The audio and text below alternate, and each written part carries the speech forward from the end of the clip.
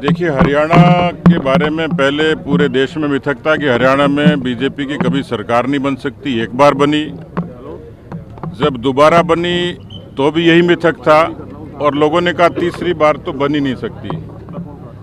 लेकिन हरियाणा की पृष्ठभूमि ये रही है राजनीतिक तौर पर कि मिजाज से वो कांग्रेस के खिलाफ रही है। चौधरी देवीलाल जी से लेके बंसीलाल जी और फिर भारतीय जनता पार्टी तक बरसों बरस तक कांग्रेस के विचार के विपरीत हरियाणा का जनमानस रहा है।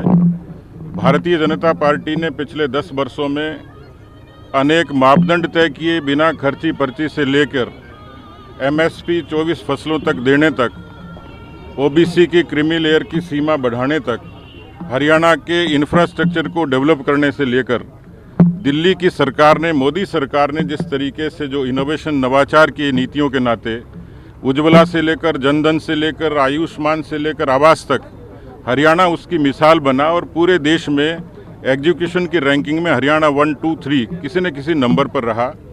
इसलिए हरियाणा की जनता की 36 कौम का विश्वास हम लोगों ने जीता। 14, 19 और 24 यदि इस सारे फिगर को देखेंगे तो हरियाणा को 24 में अंडर एस्टिमेट किया गया, जबकि हरियाणा में बीजेपी की सरकार आने के आसार साफ तौर पर दिखते थे और इसलिए एग्जिट पोल से लेकर ज्योतिषियों के अनुमान इसलिए धराशायी हो गए कि उन्होंने हरियाणा के मिजाज को धरातल पर ठीक तरीके से नापा नहीं था।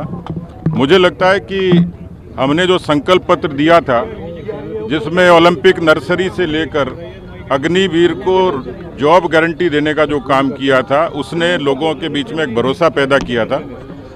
अब हमने इस जीत के आनंद के साथ इस चुनौती को भी स्वीकार किया है कि हम अपने संकल्प पत्र को धरातल पर लागू करके हरियाणा में एक अच्छा सुशासन दें जो देश में एक रोल मॉडल बने। ऐसी हमारी कोशिश रहेगी। सर, कितने विधायक जो हैं कल शपथ खुशी के माहौल में लेंगे। कितने नंबर बता सकते हैं सर? नंबर तो हमने अपने सीट्स का भी नहीं बताया था। एक मिनट सर, आज की मीटिंग कितनी खास होने वाली है? मुझे लगता है कि हरियाणा के लिए चुनाव खास था, देश के लिए भी खास था। अच्छा बहुमत हरियाणा की जनता ने दिया, जिसका हमने सम्मान किया। इस सम्मान को स्वीकार करते हुए हरियाणा का शासन अच्छा चले, हरियाणा को हम लोग अच्छी नीतियां दें और हरियाणा देश में एक रोल मॉडल हो सुशासन का, उस पर हमारी कोशिश है।